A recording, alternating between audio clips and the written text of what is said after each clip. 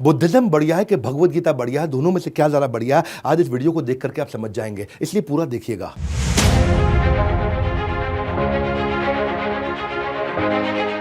कुछ सवालों को ध्यान से सुनिएगा। अगर भगवान ने हमें बनाया है तो वो हमें इतना दुख क्यों देते हैं? अगर उसी भगवान ने हम सबको बनाया है तो आपस में इतनी नफरत क्यों है? मैं तो एक अच्छा इंसान हूं, अच्छे लोगों के साथ बुरा क्यों होता है?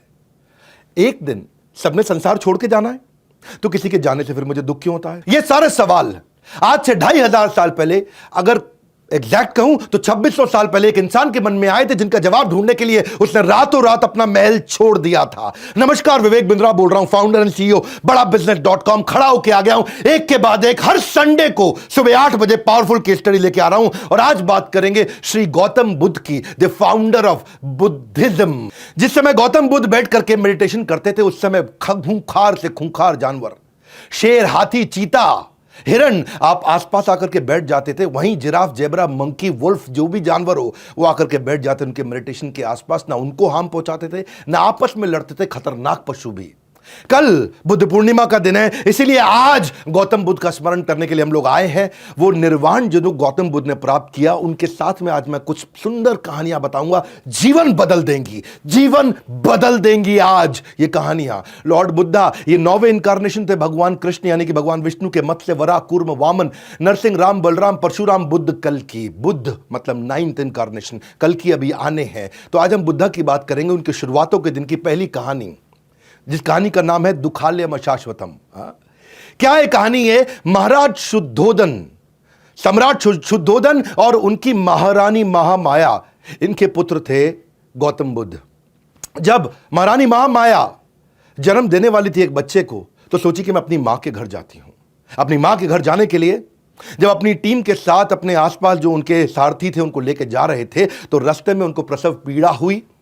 जिस स्थान पर प्रसव पीड़ा हुई उसको बोलते हैं लुम्बिनी। ये नेपाल में पड़ता है आज के समय में, पहले भारतवर्ष में था।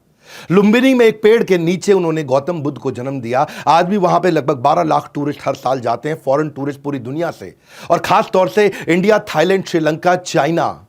आज जब ये इनका जन्म हुआ तो किसी योगी ने उसी समय बता दिया था कि या तो ये महान संत बनेंगे या महान सम्राट बनेंगे। महाराज सम्राट शुद्धोदन ने जब बात सुनी तो उन्होंने सोचा कि ये महान सम्राट बनने चाहिए, संत नहीं। अगर संत बन गया तो मेरे आगे उत्तराधिकारी कौन होगा? और ये संत ना बन जाए, इसके मन में वैराग्य ना आ जाए, तो इसे सभी प्रकार के दुख, तकलीफों से, समस्याओं से दूर रखता हूं। जब ये कभी दुख देखेगा ही नहीं तो उसके मन में वैराग्य आएगा ही नहीं। तो उन्होंने उनको महल के अंदर, राजमहल के अंदर ही पालन पोषण किया। बहुत सुंदर अप्सरा जैसी खूबसूरत एक देवी के साथ उनका विवाह भी कर दिया। 19 साल की उम्र में उनका विवाह हो गया और ये कभी राजमहल से बाहर निकले नहीं। सारी सुख सुविधा, सारे फूड, क्लोथिंग, प्लेजर वहीं इनको मिल जाते थे। गौतम बुद्ध अभी घर पे सब ठीक चल रहा था, तो एक समय आया जब इनके पिता को कहीं ट्रैवल पर निकलना था। उस दिन अचानक ये भी अपनी कुछ टीम को बोले कि मुझको लेकर के शहर घुमा के लाओ। जब इनको शहर घुमाने लेके गए तो रास्ते में ये हैरान हो गए टूर में देख करके, एक आदमी अजीब सा बैठा हुआ। इन्होंने पूछा सारथी से, ये कौन है? बोला ये बूढ़ा आदमी है। बोला क्या हुआ, इसको देख के अजीब सा लग रहा है। बोले ये बूढ़ा आदमी है, हर इंसान को बूढ़ा होना है, एक दिन हर व्यक्ति बूढ़ा हो जाएगा। इनका रियलाइजेशन हुआ कि एक दिन मैं भी बूढ़ा हो जाऊंगा। आगे गए तो उन्होंने देखा कि एक आदमी करहा रहा है, सड़क पर लेटा हुआ है। उन्होंने पूछा क्या हुआ? बोले ये बीमार है। बोले बीमार क्या होता है? बोले बीमार, क्योंकि पहली बार निकले अपने राजमहल से बाहर, तो बोले बीमार मतलब जब बीमारी लग जाती है, हर आदमी को बीमारी लगेगी। उन्होंने पूछा मुझको भी लगेगी? बोला हाँ लगेगी। और आगे गए तो राम नाम सत्य है, इस प्रकार एक शव यात्रा जा रही थी। उन्होंने पूछा ये क्या हुआ? बोला किसी का देहांत हो गया है, इसकी मृत्यु हो गई है। उन्होंने बोला वो क्या होता है? बोला हर व्यक्ति का देहांत होता है, मृत्यु होती है। इन्होंने कहा क्या मेरी भी हो जाएगी? बोला आपकी भी होगी। उस दिन गौतम बुद्ध ने रियलाइज किया कि मैं यहाँ क्या कर रहा हूं, इन सब प्लेजर्स और नॉनसेंस में मैं कर क्या रहा हूं, मैं क्यों अपना समय बर्बाद कर रहा हूं। अगर हम सब ने जन्म, मृत्यु, जरा, व्याधि, ये चारों तकलीफें, यानी कि जन्म होना, उनकी डेथ होना, बीमारियां आना, बुढ़ापा आना, ये सबके साथ होगा। अगर तकलीफें, बुराइयां, परेशानियां सबके साथ आएंगी तो इसका मतलब क्या मैं यहाँ पे बैठ के आराम करता रहूं? यहाँ तो इसका अर्थ ये हुआ कि हमारे को जीवन मिला किसी हायर पर्पस के लिए। ये अपने आप को रोक नहीं पा रहे थे, छोड़ना चाहते थे, ये बाहर निकलना चाहते थे बहुत दिन से। वैसे तो योगी महात्मा ने पहले बता दिया था ये महान संत या महान सम्राट बनेंगे, तो उनके संत के लक्षण बाहर आने लगे। ये घर पे रह करके इनको स्ट्रगल होने लगा, ये पत्नी के साथ, इनको बच्चे के साथ में वो सुख नहीं मिल रहा था। ये इन सारे प्रश्नों का उत्तर ढूंढना चाहते थे, जो प्रश्न मैंने आपको बताए, जिसके लिए ये निकलना चाहते थे, नहीं निकल पा रहे थे। पर एक दिन रात को चोरी छिपे चोर की तरह चुपचाप उठे, पीछे मुड़ के नहीं देखे, निकल गए। पीछे मुड़ के नहीं देखे, क्योंकि उनको मालूम था पीछे मुड़ूंगा तो मेरे पुत्र का प्रेम और मेरी पत्नी, धर्म पत्नी जिनसे बहुत प्रेम करते थे, वो उनको वापस खींच लेगा। ये चुपचाप निकल गए। और भगवत गीता की लेसन, वो लर्निंग यहां पे क्या उन्होंने एस्टैब्लिश किया, भोग ऐश्वर्य प्रसक्ता नाम तया भृत चेतसाम व्यवसायत्मिका बुद्धि समाधो न विधीयति। जिस व्यक्ति की फोकस्ड बुद्धि नहीं है, समाधो न विधीयति, वो कभी भी समाधि में प्रवेश नहीं कर सकता। वो व्यक्ति जो भोग में और ऐश्वर्य में लगा है, तो उस दिन उन्होंने भोग और ऐश्वर्य त्याग दिया। इनका कहना था, भगवत गीता का 13वें अध्याय का 9वां श्लोक, जन्म मृत्यु जरा व्याधि दुख दोषानुदर्शनम अनुदर्शनम अनुदर्शनम। इन्होंने सारे दुखों को, उसका अनुदर्शन, उसका दर्शन किया, उसको समझा, उसको पहचाना कि इस जीवन के अंदर जन्म मृत्यु जरा व्याधि, ये बहुत बड़े बड़े दुख हैं। अब ये निकल पड़े अपनी आध्यात्मिकता की खोज की यात्रा में। कई महीने साल बीत गए। आपको एक कहानी सुनाता हूं। एक आउटकास्ट वुमेन, जिसको बोलते हैं अछूत साधारण समाज के अंदर, वो रास्ते में एक मटका लेकर के ठंडा शीतल जल चलते चली जा रही थी। धूप का दिन था, बहुत गर्मी थी। भगवान बुद्ध ने उसको रोका, कहा कि क्या तुम मुझे थोड़ा जल पिला सकती हो? बोली, ब्राह्मण मुझसे जल मत मांगिए, क्योंकि ये योर होलीनेस, मैं कंटामिनेटेड हूं, मैं दूषित हूं। उन्होंने पूछा, बोल के दूषित कैसे हो? बोले, क्योंकि मैं आउटकास्ट हूं, मैं लो कास्ट हूं, मैं नीची जाति की हूं। इन्होंने कहा, मैंने पानी मांगा है, तुम्हारी जाति को नहीं मांगा है, जाति नहीं पूछी तुम्हारी। वो बोले, हे ब्राह्मण, लेकिन मैं तो आउटकास्ट हूं। तो वहीं गौतम बुद्ध ने जवाब दिया, वो इंसान जो खुंदक खाता है, गुस्सा खाता है, लालची है, ईर्ष्या रखता है, द्वेष रखता है, बेशर्म है, जिसमें बुराइयां हैं, बेईमान है, पाखंडी है, वो नीची जाति का है। जाति जिसमें जन्म हुआ वो डिफाइन नहीं करती। और यही lesson Buddhism and Bhagavad Gita आज जो बात कर रहे हैं, चातुर्वर्ण्यम मया सृष्टम गुण कर्म विभागश, गुण कर्म विभागश, कि जो वर्ण है आपका वो गुण और कर्म पे विभाजित है। आपके क्या गुण आप डिस्प्ले कर रहे हैं और कैसे कर्म है आपके, ये जन्म विभागश नहीं है, ये गुण कर्म विभागश। तो गौतम बुद्ध ने क्या कहा, मनुष्य जन्म से नहीं बल्कि कर्म से शूद्र या ब्राह्मण होता है। कोई भी मनुष्य अपने कर्मों से महान बनता है, अपने जन्म से महान नहीं बनता है। दोबारा याद दिलाया तो सारे के सारे धर्मों में इतना कुछ सीखने के लिए है। और बुद्धिज्म और भगवत गीता दोनों न केवल पैरेलल हैं बल्कि सीक्वेंशियल भी हैं और पैरेलल भी है, इंटरवोवन है। दोनों में एक जैसी सुंदर से सुंदर शिक्षाएं हैं। इसलिए मैं दोनों का सामंजस्य आपको इस वीडियो में पूरा बताऊंगा। तीसरी कहानी, ये एक देवी जी के घर पे कुछ भोजन करने गए, उनसे भिक्षा ग्रहण करने गए। वो उनकी शिष्या थी। और जब वहां पे कुछ नौकरानी आकर के कुछ खाना परोस रही थी, भोजन परोस रही थी, तो वो एक नौकरानी से बड़ा बर्तन भोजन का नीचे गिर गया। भोजन फैल भी गया, नीचे गिर गया। और उसने मालकिन की तरफ देखा, मालकिन मुस्कुराई, बोली कोई बात नहीं, दूसरा बर्तन ले आओ। तो ये परेशान हो गई, बोली मेरी मालकिन ने मुझे कुछ डांटा नहीं, मुझ पे चिल्लाया नहीं, शोर नहीं किया। हाँ, पिछले मालिक ने तो मेरा बुरा हाल कर दिया था, ये कैसी मालकिन है, इसके अंदर इतना प्रेम, इतनी करुणा कैसे, इतनी जल्दी माफ कर दिया। तो गौतम बुद्ध जब चले गए तब उन्होंने अपनी मालकिन से पूछा कि आपको गुस्सा क्यों नहीं आया मेरे ऊपर? तो मालकिन प्रेम से मुस्कुरा के बोली, अपने ब्लाउज से एक साइड से एक कागज निकाला और चिट्ठी दिखाई। बोला कि आज सुबह सुबह मुझे संदेशा आया है कि मेरे पति और मेरे 8 पुत्रों का देहांत हो गया, किसी ने उनकी हत्या कर दी। बोला जब मैं उससे दुखी नहीं हुई और तब भी अनअफेक्टेड मुस्कुराहट के साथ भगवान की सेवा कर रही हूं, तो आपका बर्तन गिरना तो बहुत छोटी सी बात है। वो नौकरानी हैरान हो गई, बोली इतना बड़ा हादसा, आप हैरान नहीं हुए? वो बोली क्योंकि मैं भगवान बुद्ध की शिष्या हूँ, मैं उनकी डिसाइपल हूँ। और वही एस्टैब्लिश उन्होंने किया, वही एस्टैब्लिश उन्होंने किया जो 6 अध्याय के 19वें श्लोक में कृष्ण ने सिखाया, यदा दीपो निवातस्थो नाहिंगते सोपमा स्मृता योगिनो यत चित्तस्य युञ्जते योगमात्मना। जैसे दीपक, जैसे दिया एक विंडलेस मतलब जहाँ हवा नहीं है, निवात, जहाँ वात यानी वायु नहीं है, वह आराम से टिक के जलता रहता है। वो दिया ऐसा हिलता नहीं है, वेवर नहीं करता, हाँ, आराम से जलता रहता है। उसी प्रकार योगी का भी चित्त इसी प्रकार स्टेबल रहता है। जिसने, गौतम बुद्ध कहते हैं कि जिसने अपने मन को वश में कर लिया, उसकी जीत को देवता भी हार में नहीं बदल सकते हैं, जिसने अपने मन को वश में कर लिया। ग्रेट लेसन्स, भगवान बुद्ध ने जो लेसन्स दिए हैं वो इतने पावरफुल है। अगर आदमी इस वीडियो को देख करके इसमें कुछ भी अपने जीवन में उतारे ना, इतने शक्तिशाली, इतने ताकतवर हो जाओगे ना, आपको कोई हरा नहीं पाएगा। हाँ, ये वीडियो दे रहा हूं मैं आपको, हर संडे को पावरफुल वीडियोस देता हूं ला करके सुबह 8 बजे, वापस खड़ा होकर के पूरी एनर्जी के साथ। आपने केस स्टडीज मांगी थी, लेते जाइए एक के बाद एक। चौथी कहानी, पावरफुल माइंड कंट्रोल। ये कहानी किसकी? यह हाथी की कहानी। एक हाथी जो राजा का सबसे शक्तिशाली, पावरफुल, ओबीडियंट, सेंसिबल और स्किलफुल हाथी था, लड़ने में, युद्ध कौशल में पारंगत हाथी, हर युद्ध को जिता के लाता था अपने महाराज, अपने सम्राट को। वो हाथी एक दिन एक दलदल में फंस गया, और दलदल में फंस गया। उसका मिट्टी के अंदर, चिकनी मिट्टी के अंदर उसका पांव उतना अंदर चला गया और बाहर नहीं आ पा रहा। सबने बड़ा जोर लगाया, बहुत मेहनत की, बहुत प्रयास किया, लेकिन हाथी बाहर नहीं आ सका। पानी पीने गया था और फंस गया अंदर। जब सबने सारा जोर लगा लिया तो उसके बाद उन्होंने गौतम बुद्ध को बुलाया, बोला भगवान बुद्ध आप मदद करिए। भगवान बुद्ध ने आसपास देखा और एक बोला छोटा सा काम करो, सब लोग जाओ और युद्ध के नगाड़ों को लेकर के आओ, और युद्ध के नगाड़े ढा ढा ढा ढा ढा ढा ढा ढा ढा ढा जोर से बजाओ। और युद्ध के नगाड़े बहुत तेज बजाए जाने लगे। लोग हैरान थे, यार ये क्या आंसर हुआ? लेकिन बोले जो मैं कह रहा हूं वो करिए। युद्ध के नगाड़े जब तेजी से बजाए तो हाथी अचानक हिला, बहुत तेज उसने गर्दन हिलाई और शोर मचाया, सूंड ऊपर उठाई, एक पांव निकाला, दूसरा पांव निकाला, हाथी बाहर निकल आया। तो लोग हैरान हो गए, बोले ये हाथी जिसको निकालने के लिए सबने जोर लगा दिया, युद्ध के नगाड़े सुनते ही बाहर आ गया। तो गौतम बुद्ध से पूछा ये कैसे हुआ? भगवान बुद्ध ने कहा इसकी फिजिकल एबिलिटी में कमी नहीं थी, इसको बस थोड़ा सा कॉन्फिडेंस और मोटिवेशन चाहिए था। वो युद्ध का कॉन्फिडेंस, मोटिवेशन, वो ढोल नगाड़े सुनते ही इसके अंदर वो ताकत वापस आ गई। अगर आपको भी कोई धक्का लगाने वाला, आपको भी कोई मोटिवेट करने वाला, आपको भी ऐसा कम्युनिटी, ऐसे लोग आजू बाजू मिल जाए जो आपको मोटिवेट और कॉन्फिडेंस देकर के बढ़ा सकें, तो आप में भी फिजिकल कमी नहीं है। अर्जुन के अंदर भी फिजिकल कमी नहीं थी, मेंटल कमी थी, जो कृष्ण ने उनको देकर के मोटिवेट किया। ऐसे लोगों के आसपास अपने आप को सराउंड कर लो। कृष्ण क्या कहते हैं? क्लैब्यम मास्म गमा पार्था नैतत्व उपपद्यते शूद्रम हृदय दौर्बल्यम त्यक्त्वा उत्तिष्ठ परंतप। खड़ा हो जाओ अर्जुन, उत्तिष्ठ। कैसे तुम्हारे अंदर इतनी दुर्बलता आ गई अर्जुन? ऐसा कोई आसपास आपको कॉन्फिडेंस, मोटिवेशन देने वाला चाहिए।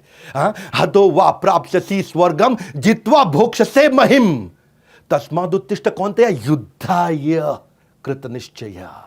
दूसरे अध्याय का 37वां श्लोक।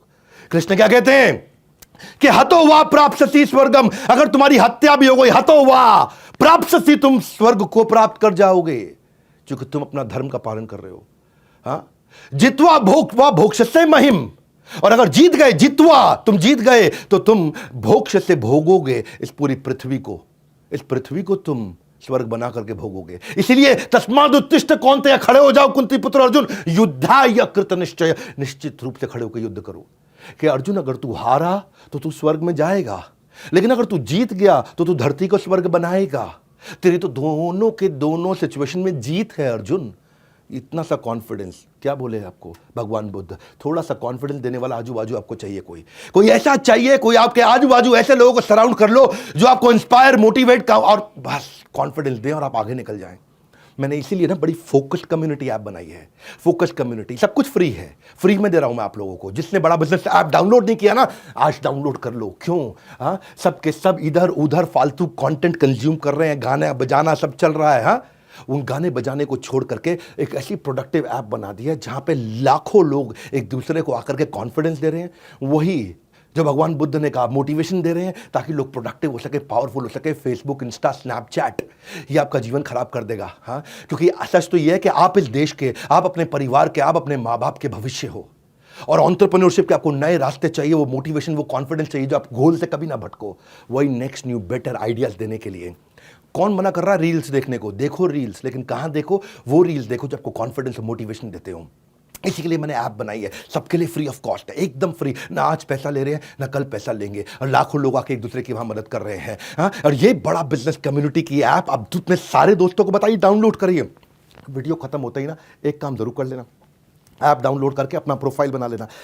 ऐसी रील्स मिलेंगी जो कहीं नहीं मिलेंगी लगातार आपको। इररिलेवेंट कंटेंट है ही नहीं। 5वीं कहानी, जब भगवान बुद्ध ने एक इंसान को माफ करने के लिए मना कर दिया, क्या कहानी थी? किसी को माफ करने के लिए मना करेंगे भगवान बुद्ध? किया था। क्यों किया था? एक बहुत अमीर बिजनेसमैन था, एक बार की बात बता रहा हूं आपको, बहुत अमीर बिजनेसमैन। और एक दिन वो शाम को घर जल्दी आ गया तो उन्होंने देखा कि उनकी धर्म पत्नी भगवान बुद्ध को कुछ खाना खिला रही है, भोजन करा रही है।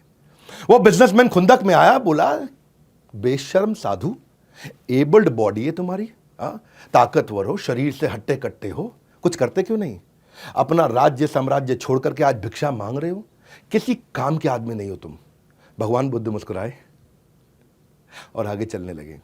जब चलने लगे तो उस आदमी को और खुंदक आ गए, और खुंदक, क्योंकि उसको ना मतलब बिल्कुल मतलब ये ऐसे समझ लो जैसे it added like a fuel, आग के अंदर घी डालने का काम किया भगवान की मुस्कुराहट ने। जब उसको और खुंदक आ गई, और खुंदक आई तो वो आदमी आगे आया और भगवान बुद्ध के मुंह पे थूक दिया।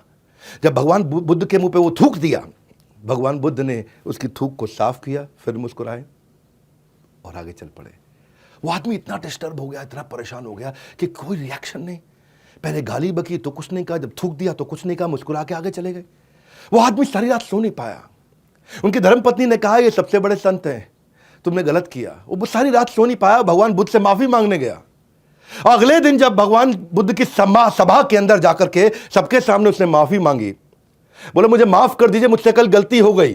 तो भगवान बुद्ध ने कहा मैं तो आपको माफ नहीं कर सकता, मैं कैसे माफ करूं आपको, मैं माफ नहीं कर सकता आपको। बोले आप माफ नहीं कर सकते, मुझे माफी दीजिए, प्लीज मुझे माफी दीजिए, मैंने गलत किया। बोले मैं कैसे माफ करूं, मैं आपको माफ नहीं कर सकता, आई कांट फॉरगिव यू, मैं आपको माफ नहीं कर सकता। आसपास के लोग हैरान, बोले भगवान बुद्ध तो इतने क्षमाशील हैं, ये क्यों माफ नहीं कर रहे। तो भगवान, उनसे दोबारा जब पूछा तो भगवान बुद्ध ने कहा कि तुम किस बात की माफी मांग रहे हो। बोला कल मैंने आप पे थूक दिया। भगवान ने कहा वो कल था और मैं कल को याद नहीं करता, मेरे लिए हर दिन एक नया दिन है, और आज मेरे लिए नया दिन है, इसलिए मुझे कल याद ही नहीं। अब जब मुझे याद ही नहीं आपने कोई गलती करी, तो फिर मैं माफ़ कैसे कर सकता हूँ। माफ़ तो मैं तब करूँगा जब मुझे पता लगे कि आपने कोई गलती करी है। Since I don't remember what you did, how can I forgive you. Every morning we are born again. ये भगवान बुद्ध ने भगवद गीता के एक और प्रिंसिपल को बड़े अच्छी से एस्टैब्लिश किया। क्या कहते हैं, समझदार व्यक्ति वही कहलाता है जो धीरज रखने वाला हो, ना कि क्रोध करने वाला हो। देहिनो अस्मिन् यथा देहे कौमारम यौवनम जरा तथा देहांतरा प्राप्ति धीरस तत्र न मुह्यति। जो धीर व्यक्ति है वो कल जो शरीर बदल गया, परसों जो शरीर बदल गया, कौमारम यौवनम जरा, बचपन जवानी बुढ़ापा शरीर बदलता है, रोज बदलता है, और कल की बात को वो बदल करके खत्म कर देता है। धीरस तत्र न मुह्यति, धीर व्यक्ति मोहित नहीं होता है। हर दिन नया होता है और उससे कोई फर्क नहीं पड़ता कि कल क्या हुआ, हर दिन हम नई शुरुआत कर सकते हैं। ये भगवान बुद्ध का वचन है। क्रोध को पाले रखना एक गर्म कोयले को किसी और के ऊपर फेंकने की नियत से पकड़ने के समान है कि मैं किसी और के ऊपर कोयला फेंकने वाला हूं, गरम गरम कोयला किसी और के ऊपर फेंकूंगा। जब इस नियत से मैं उसको पकड़ता हूं तो पहला हार्म मुझे होता है, पहला मेरा हाथ जलता है, बाद में कि कोई और जले या ना जले ये पक्का नहीं है, लेकिन मैं जरूर जल जाऊंगा। छठी कहानी, सर्च फॉर हैप्पीनेस। भगवान बुद्ध के पास एक अश्वेत रंग की, साधारण भाषा में बोलते हैं थोड़े सांवले काले से रंग की एक लड़की आई। बोले मैं बहुत दुखी हूं क्योंकि मैं इतनी बदसूरत हूं, मैं बहुत दुखी हूं, मैं क्या करूं, मैं कैसे आनंद को प्राप्त करूं, कैसे मैं खुश हो जाऊं, मुझे खुश होने का उपाय दीजिए। इतनी अगलीनेस, इतना गंदा मेरा चेहरा है, मैं काली हूं, भद्दी लगती हूं, इसलिए मैं दुखी हूं, मेरे दुख को समाप्त करिए, मेरे को मुझे कोई रास्ता दिखाइए। भगवान बुद्ध मुस्कुराए, बोले मैं रास्ता दिखाना चाहूंगा, पर मेरा एक काम करिए, जाइए किसी ऐसे आदमी को पकड़ के मेरे पास ले आइए जिसके जीवन में कोई दुख ना हो और बहुत खुश हो। बोले बहुत आसान है। बोले कैसे आसान? मैं अपने किसान जिसके यहां काम करती हूं उसके पास जाती हूं, क्योंकि काम मैं करती हूं और कमाता वो है। तो वो किसान के पास गई, बोली मालिक कल भगवान बुद्ध के पास जाना है क्योंकि मुझे किसी ऐसे व्यक्ति को मिलाना है जो हमेशा खुश रहा, जिसके जीवन में कोई दुख ना हो। तो मालिक कल आप मेरे साथ चलिए। तो किसान ने बोला कि भाई मैं तो खुद ही बहुत दुखी हूं, मैं कैसे चलूंगा, मैं आपको डिसअपॉइंट नहीं करना चाहता। बोले मालिक आपके पास तो जमीन है, पैसा है, खाना है, आप कैसे खुद दुखी हैं। तो किसान ने जवाब दिया कि मेरे पास जमीन है, खाना है, पैसा है, लेकिन ये सब कुछ मैं जमींदार को दे देता हूं। जमींदार मुझसे ले जाता है, उसको किसानी करनी भी नहीं पड़ती, उसको खेती करनी भी नहीं पड़ती और वो कमा लेता है। वो हमसे ज़्यादा कमाता, हमसे ज़्यादा सुखी है, हम तो उसी के लिए काम कर रहे हैं।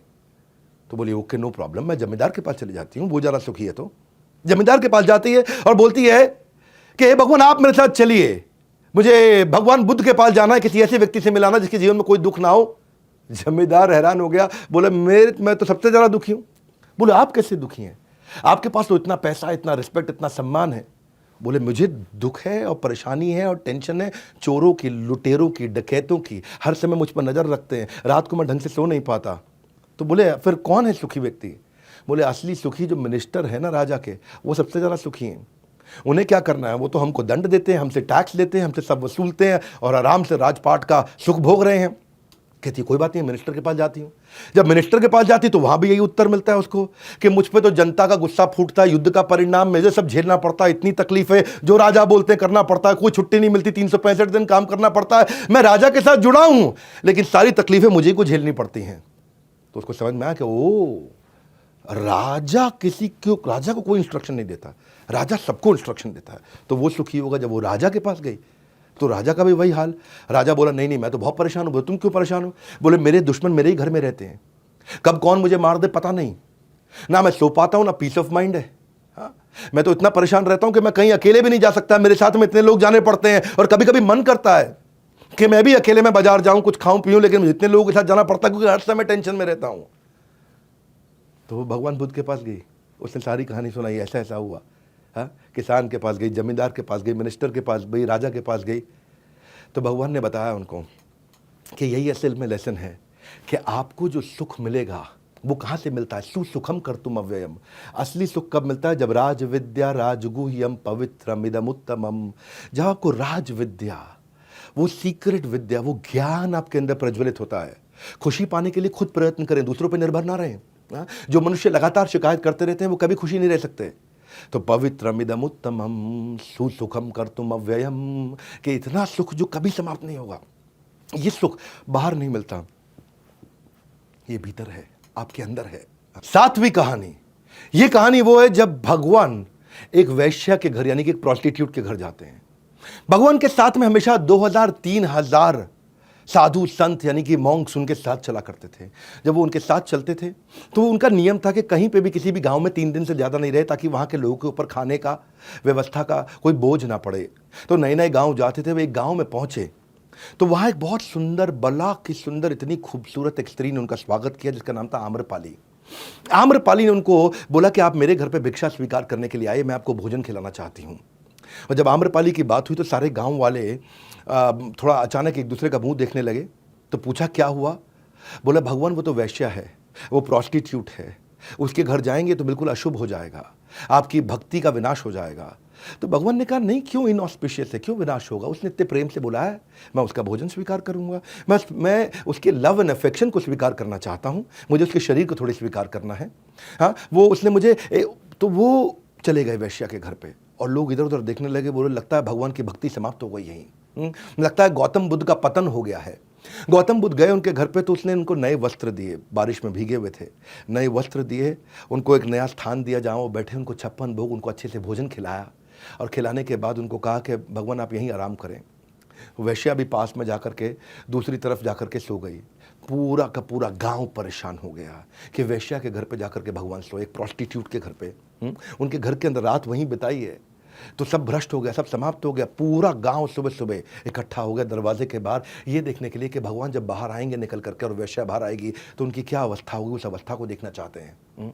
और वो जब सुबह हुई और दरवाज़ा खुला तो दोनों भगवान और वही वैश्य आम्रपाली प्रोस्टिट्यूट दोनों दरवाजे से बाहर निकले। और जब बाहर निकले तो सब हक्के बक्के रह गए। देख के हक्के बक्के इसलिए रह गए क्योंकि वैश्या जो कपड़े पहनती थी वो थे ही नहीं।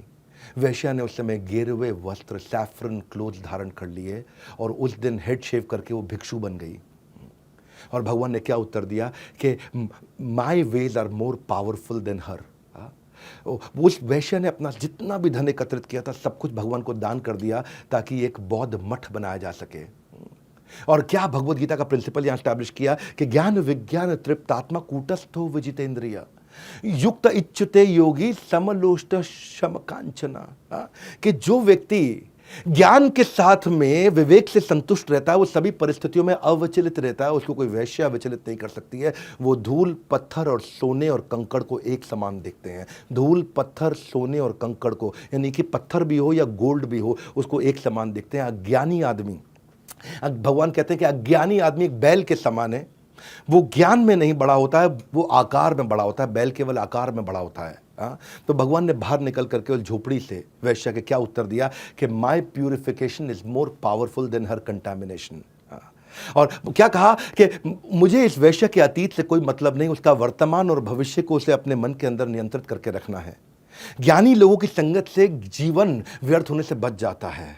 और बाकी लोगों के लिए उन्होंने क्या कहा कि शक एक लाइलाज बीमारी है। शक एक लाइलाज बीमारी है जो आपको दीमक की तरह समाप्त कर सकती है। 8वीं कथा के ऊपर चलते हैं, कोलैबोरेट नॉट कंपीट। एक व्यक्ति भगवान की शरण में आया, बोला मैं बहुत परेशान हूं। भगवान ने कहा क्यों परेशान हूं? बोले महात्मा बुद्ध, मैं बड़ा व्यापारी हुआ करता था, मेरा सारा व्यापार डूब गया। बोले क्या हुआ?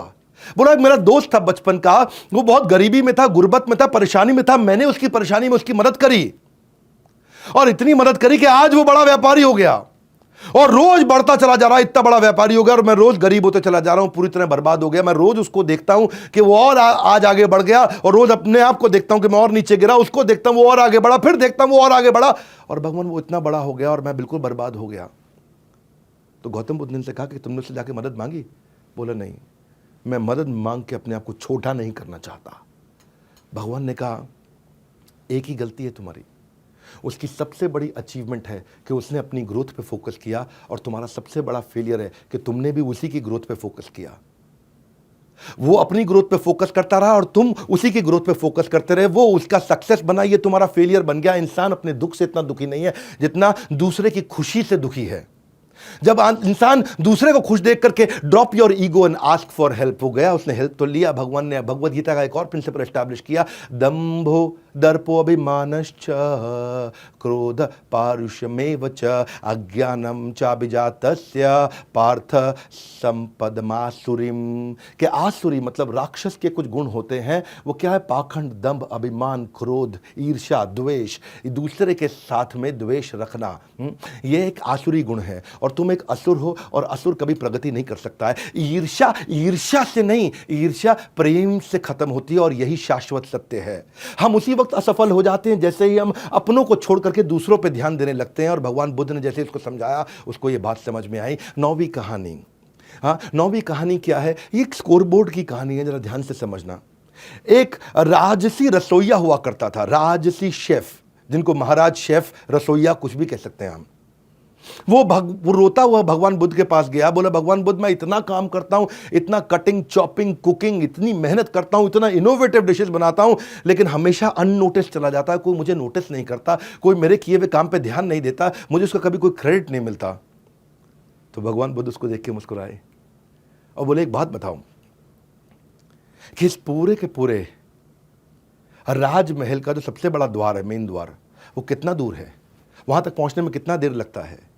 रसोइये ने कहा कि भगवान वहां पहुंचने में 2 घंटा लगता है। अगर मैं वहां होकर के आऊं, वापस आऊं तो 2 घंटा लग जाएगा। भगवान ने कहा कोई बात नहीं, जाओ पर जल्दी से जल्दी लौट के आना, बस उस दरवाजे को छू के आना। वो रसोइया भागा भगवान के आदेश पे और वापस आया, 1 ही घंटे में वापस आ गया। तो सारे देख के हैरान, बोला था दरवाजे को छू के आना, 2 घंटे का काम 1 घंटे में लौट के आ गया, झूठा आदमी। लेकिन उसने कहा नहीं भगवान, मैं दरवाजे को छू के आया। बोले कैसे छुआ? बोले मैं भागते हुए गया था और भागते हुए आया। भगवान ने कहा कि इन सब मानेंगे तभी जब तुम एक बार और करोगे। वो एक बार और गया, भागा और वापस छू के 1 घंटे में आ गया। लोग अभी भी नहीं माने, ये गया ही नहीं होगा, छुआ ही नहीं होगा। तो भगवान ने कहा फिर क्या किया जाए? उसने कहा कि भगवान एक काम करते हैं, अपने ही किसी एक शिष्य को बोलो कि वो उस द्वार पर खड़ा हो जाए, वो वहां जाकर के चेक करे कि मैंने उस द्वार को छुआ कि नहीं छुआ। भगवान ने कहा हाँ, मुस्कुराए, बोले ठीक है। वो जाके द्वार पे खड़ा हुआ, इस बार वो भागते हुए गया और फिर द्वार को छुआ और फिर लौट के 1 घंटे में आ गया। और सबने कंफर्म भी कर दिया कि हाँ ये तो द्वार तक आया था और 1 ही घंटे में लौट के आ गया। तो शिष्यों ने पूछा भगवान ये सारा क्यों किया आपने? बोला बस मैं यही बताना चाहता था कि जब काम कर रहे हो ना, तो ऐसे काम करो कि आइसोलेशन में ना हो, कंट्रीब्यूशन में हो और कोलैबोरेशन में हो, ताकि लोग आपको देख करके रिकॉग्निशन दे सकें। बोला क्या अर्थ हुआ? बोला काम ऐसे मत करो कि किसी को दिखाई ना पड़े, काम ऐसे करो कि जैसे वहां पे आप दरवाजे को छू करके आए और किसी ने देख लिया, ताकि तुम्हारे को उसका रिकॉग्निशन मिल सके। इसको बोलते हैं रिपोर्टिंग द स्टेक होल्डर्स। एक विजिबल स्कोर बोर्ड, आज की मैनेजमेंट की पढ़ाई में इसको कहते हैं visibility and accountability. Visible score board business में भी, काम के अंदर भी, ऑफिस के अंदर भी ऐसा ही करना चाहिए। और भगवद गीता के एक और प्रिंसिपल को एस्टैब्लिश किया, जहां भगवान कृष्ण ने अपना विराट रूप दिखाया। अर्जुन को भी दिखाना पड़ा तो अपने काम को दिखाना पड़ता है। हाँ क्या बोले संजय 11वें अध्याय के 9वें श्लोक में? बोले एवं उक्त्वा ततो राजन महायोगेश्वर हरि दृश्यम आशा पार्थस्य। पार्थ को अपना पूरा दृश्य दिखाया, परमम रूपम ऐश्वर्यम, अपना परम रूप ऐश्वर्य भगवान ने दिखाया। तो भगवान बुद्ध ने बोला कि कभी कभी अपना ऐश्वर्य दिखाना पड़ता है। और भगवत गीता में अगर कृष्ण ने अपना ऐश्वर्य दिखाया तो तुम तो रसोइये हो, तुमको क्यों जरूरत नहीं पड़ेगी अपना ऐश्वर्य दिखाने के लिए। इतने सुंदर लेसन्स। मैंने ये देखा कि बुद्धिज्म और भगवत गीता दोनों पढ़ाई एकदम सेम है, दोनों की शिक्षाएं एकदम सेम है। मैं आज आपको 10वीं कहानी सुनाने जा रहा हूं, और ये 10वीं कहानी क्या है? When you reject a parcel it comes back to you. क्या अर्थ हुआ? एक बार भगवान बुद्ध एक किसी गांव से निकल रहे थे, तो वहां पे एक बहुत बदतमीज इंसान आकर के भगवान बुद्ध को सामने जोर जोर से उनको गालियां देने लगा कि तू स्टूपिड है और तुम एक फेक साधु हो, एक झूठे साधु हो। सारे गांव के सामने जोर जोर से चिल्लाने लगा, बुरा भला बोलने लगा। इतना बुरा भला बोला तो भगवान बुद्ध को कोई असर नहीं पड़ा, वो ऐसे मुस्कुराते रहे और आगे चल पड़े। सारे गांव वालों ने पूछा, इसने आपको इतना बुरा भला बोला, आपको बुरा नहीं लगा? आपने कुछ जवाब नहीं दिया, आपको कुछ तो कहना चाहिए था। तो भगवान बुद्ध ने उनसे पूछा कि अगर आप किसी के घर में कोई चिट्ठी भेजोगे, एक पार्सल भेजोगे, अगर वो पार्सल को रिसीव नहीं करता किसी कारणवश, तो उस पार्सल का, उस चिट्ठी का क्या होगा? तो गांव वालों ने बोला, वो चिट्ठी पार्सल भेजने वाले के पास वापस आ जाएगा। तो भगवान ने कहा, यही तो मैं भी कर रहा हूं। हाँ, जो उसने मुझे गाली दी, बुरा भला बोला, अगर मैंने स्वीकार नहीं किया तो वापस उसके पास चला गया। इसको बोलते हैं back to the sender. Sender के पास वापस चला गया। हाँ, क्योंकि मैंने तो उसको स्वीकार ही नहीं किया। जितात्मन प्रशांतस्य परमात्मा समाहित शीत उष्ण सुख दुखेशु तथा मान अपमानियो।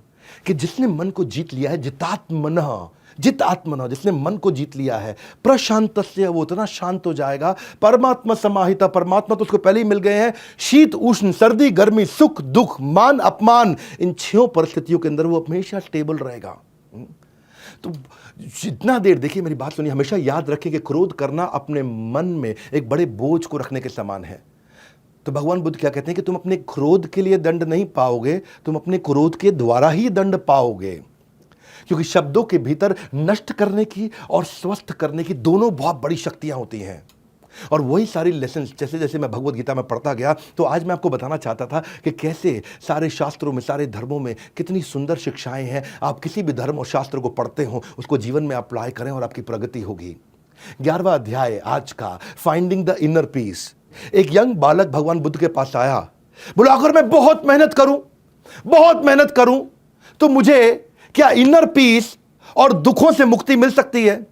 यानी कि आंतरिक शांति और दुखों से मुक्ति मैं ये चाहता हूं, मैं इसके लिए बहुत मेहनत करूंगा। भगवान बुद्ध ने कहा तुम्हें 10 साल लगेंगे। लेकिन उससे भी ज्यादा मेहनत करूंगा तो 20 साल लगेंगे। अच्छा, 3 गुना ज्यादा मेहनत करूंगा तो 30 साल लगेंगे। वो लड़का परेशान हो गया, बोला जितना कहता हूं मेहनत करूंगा, भगवान कहते हैं और ज्यादा समय लगेगा। परेशान हो गया, डिसअपॉइंट हो गया। उन्होंने पूछा ऐसा क्यों? तो भगवान ने उत्तर दिया, happiness is not outside in, it is inside out. यह आपके ज्ञान के साथ अंदर से आती है। श्रद्धावान लभते ज्ञानम तत्पर सत्येंद्रिया ज्ञान लब्ध्वा पराम शांतिम अधिरेणाधिगच्छति। कि जिस व्यक्ति के अंदर ये ज्ञान आ जाता है, हाँ, जो अपने मन को कंट्रोल कर सकता है डिवाइन नॉलेज के साथ, वो एवर लास्टिंग सुप्रीम पीस को अपने आप हासिल कर लेगा। शांतिम अधिगच्छति, वो इस शांति को, गच्छति मतलब प्राप्त करने के लिए निकल चुका होगा, उसे कभी तकलीफ नहीं आती। और जहां तक रही बात दुखों की, तो दुखों के लिए भगवान ने कहा है युक्त आहार, युक्त विहार, युक्त चेष्टा, युक्त स्वप्ना, युक्त अवबोधस्य योगो भवति दुःखः। ये सारे दुख समाप्त हो जाएंगे जब आदमी रेगुलेट हो जाएगा। रेगुलेट तरीके से सोएगा, रेगुलेट तरीके से कर्म करेगा, रेगुलेट तरीके से खाएगा। ज्यादा खाएगा तो भी दुख, कम खाएगा तो भी दुख। ज्यादा सोएगा तो भी दुख, कम सोएगा तो भी दुख। ज्यादा प्रयास करेगा तो भी दुख, कम प्रयास करेगा तो भी दुख। हाँ, और जो व्यक्ति थोड़े में खुश रहता है वो सबसे ज्यादा अधिक खुश रहता है। तो भगवान ने कई तरह से भगवत गीता के सारे प्रिंसिपल्स को एस्टैब्लिश करते चले गए। और आज की आखिरी कहानी, डिड वर्सेस डू। एक गांव के अंदर से जब भगवान निकले तो वहां कुछ अमीर लोग आए, बहुत अमीर लोग, वहां के राजा, बड़े बड़े व्यापारी आए, बड़े बड़े गिफ्ट लेकर के। इतने बड़े बड़े गिफ्ट लेकर के आए और भगवान उन गिफ्ट को रिसीव करते और अपने शिष्य को बोलते, डिसाइपल को बोलते कि इसको साइड में रख दो। और गिफ्ट रिसीव करते, डिसाइपल को बोलते साइड में रख दो। सबके सब गिफ्ट दिए जा रहे थे और भगवान उसको साइड में रखते चले जा रहे थे। मैं वहीं उन्होंने देखा कि एक बूढ़ी गरीब औरत पेड़ के पीछे छुपी हुई है और छुप छुप करके भगवान को देख रही है, छुप छुप करके भगवान को देख रही है। तो उन्होंने बुलाया, आप बाहर आओ। और बाहर आए। जैसे ही बूढ़ी औरत आई तो उन्होंने कहा कि भगवान मैं आपके सामने इसलिए नहीं आ पा रही क्योंकि मेरे पास आपको देने के लिए गिफ्ट नहीं है। और आधा खाया हुआ सेब था, उसने तुरंत वही भगवान को पकड़ा दिया और भगवान मुस्कुराए। उन्होंने से आधे खाए हुए झूठे सेब को उठाया और खाना शुरू कर दिया। सारे शिष्य बोले कि भगवान इतने बड़े बड़े गिफ्ट आए, आपने वो रिसीव किए नहीं, साइड में रख दिए। इसने झूठा आधा खाया हुआ सेब, उसको आपने खा लिया। तो भगवान ने उत्तर दिया, बड़ा सरल से मेरी बात को समझो सरलता से। भावग्राही जनार्दन, कि मैं भाव को ग्रहण करता हूँ। और भगवान ने क्या कहा वहाँ पे? उन्होंने कहा कि जितने भी राजा महाराजा और बड़े बड़े सेठ आए थे, they are giving me 1/10 of their capacity. और ये जो बूढ़ी औरत आई थी, she is giving me 100% of her capacity. तो उन्होंने पूछा इसका क्या अर्थ हुआ?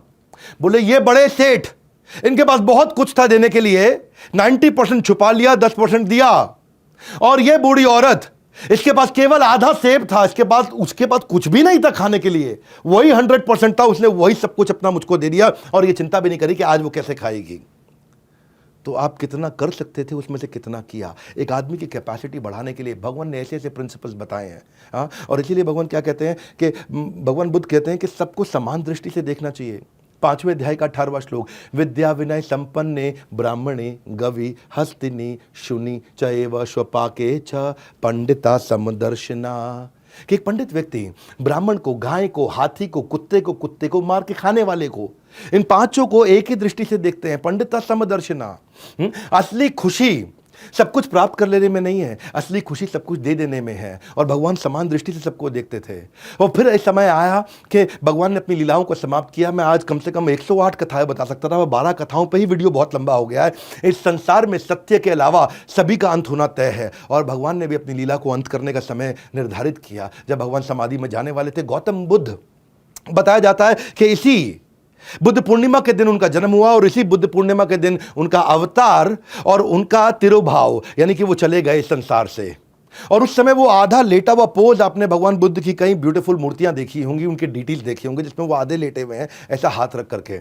वो उसको बहुत सेक्रेड माना जाता है बुद्धिज्म धर्म के अंदर, जब वो आधे लेटे हुए और अपनी बाकी की बची हुई डायरेक्शंस दे रहे थे कि इस धर्म को आगे कैसे लेके जाएंगे। और उसी समय उन्होंने 6 टीचिंग्स दी कि किसी की हत्या नहीं करना, किसी का कुछ चुराना नहीं, इंद्रिय तृप्ति को त्याग दो, किसी को दुख नहीं पहुंचाना, कभी नशा नहीं करना और किसी को रिश्वत देना लेना नहीं।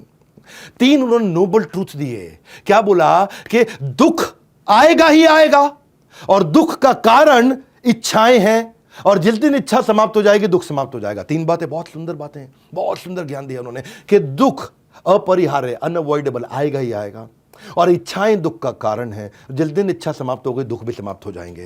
ब्यूटीफुल लर्निंग्स, ये अपने सारे बच्चों को दिखाइएगा इस वीडियो को। बुद्धिज्म में आज 520 फॉलोअर है पूरी दुनिया के अंदर, लगभग 7% पॉपुलेशन। बुद्धिज्म में कोई होली किताब नहीं है जैसे कि बाइबल है, कुरान है या भगवत गीता है, ऐसी कोई किताब नहीं है, पर उनकी टीचिंग्स हैं। आज चाइना के अंदर 18% लोग बुद्धिस्ट हैं।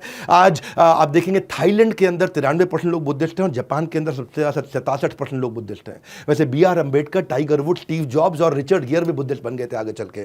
बहरहाल ये बुद्धिज्म की कहानी। और अब क्योंकि इस समय बुद्ध पूर्णिमा आई है, इसलिए हमने भगवान बुद्ध को याद किया और उनके लेसन्स। आज किसी भी बच्चे के अंदर, किसी भी बड़े के अंदर अगर ये लेसन्स में से कुछ भी आ गया तो जीवन में क्रांति आ सकती है। इसको धैर्य के साथ सुनने वाला वीडियो था। मैं कहूंगा कि इस वीडियो को आप पूरे देश को सुनाइए, क्योंकि संस्कार बदलना चाहता हूं मैं यहाँ पे, और संस्कार के साथ व्यापार भी बदलना चाहता हूं।